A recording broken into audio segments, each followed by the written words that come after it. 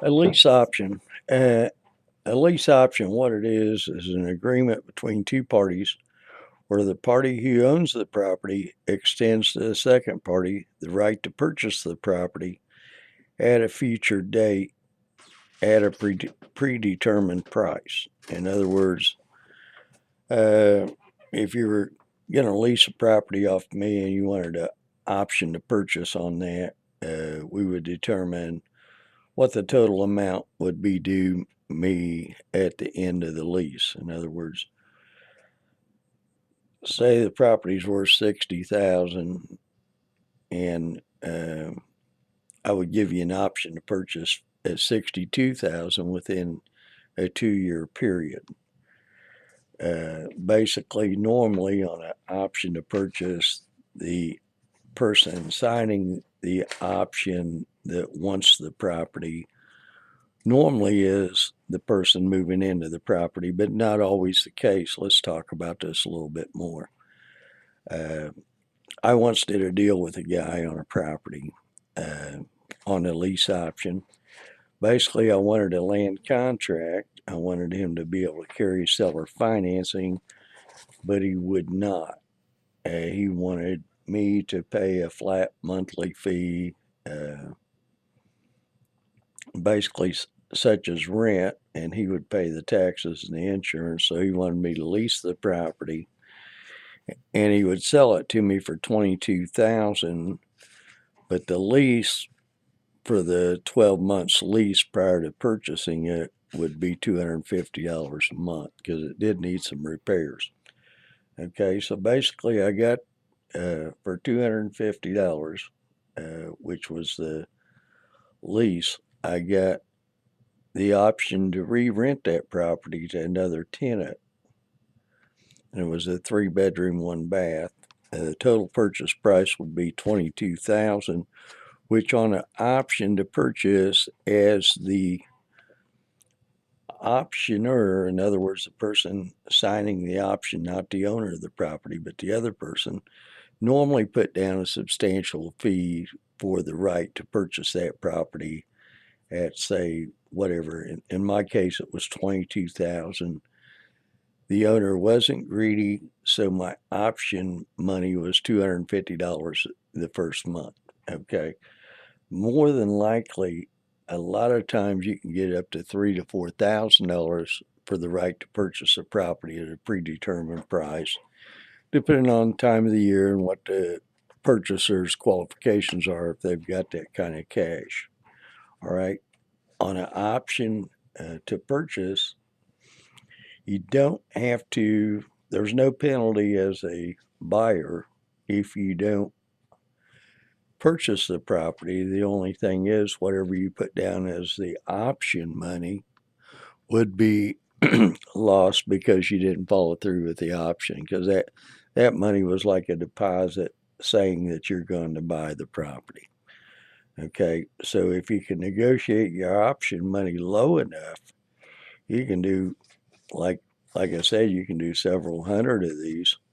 If your option money's low enough where you got the right to purchase it at a later date, make sure you put in there where you can sublease that property out. In other words, you can lease it out. You don't have to be the person living there. Like in my case, I rented the property out for $475 a month. I paid the owner $250.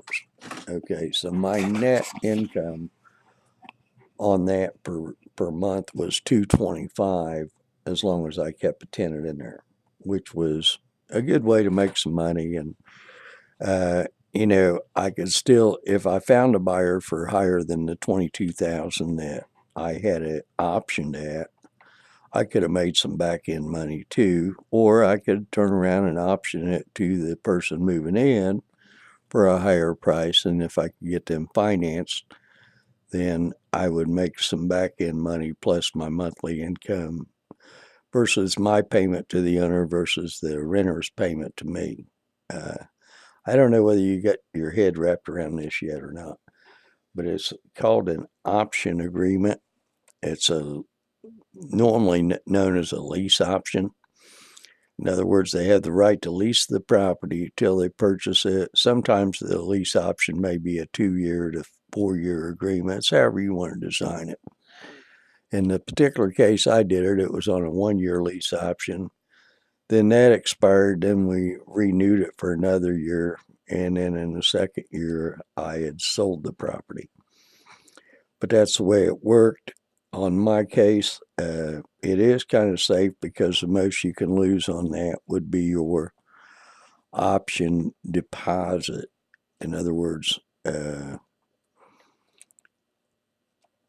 your option deposit would be your true outlay on that, which would be better than getting into a land contract and your circumstances change and you're stuck with owing XYZ dollars.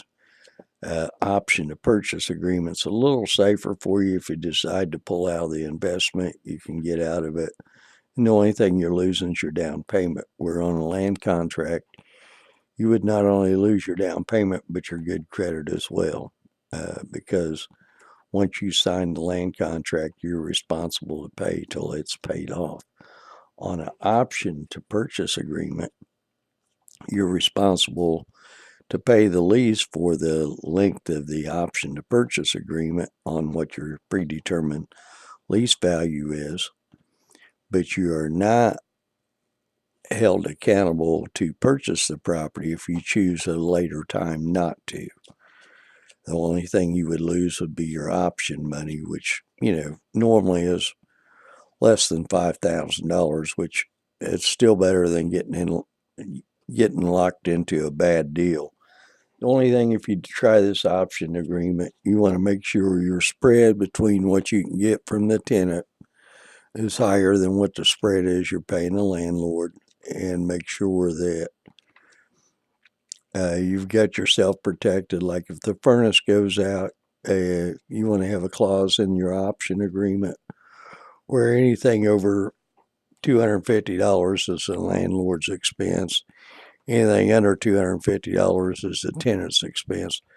That way, if the furnace goes out in your option to purchase the property, it wouldn't be your responsibility to replace the furnace because it would be over a $250 expense. Okay, that's my short YouTube on lease options, option agreements. If you have any questions, email me at investorlandlord@gmail.com. We can discuss it further. Thanks a lot for your time and have a great day.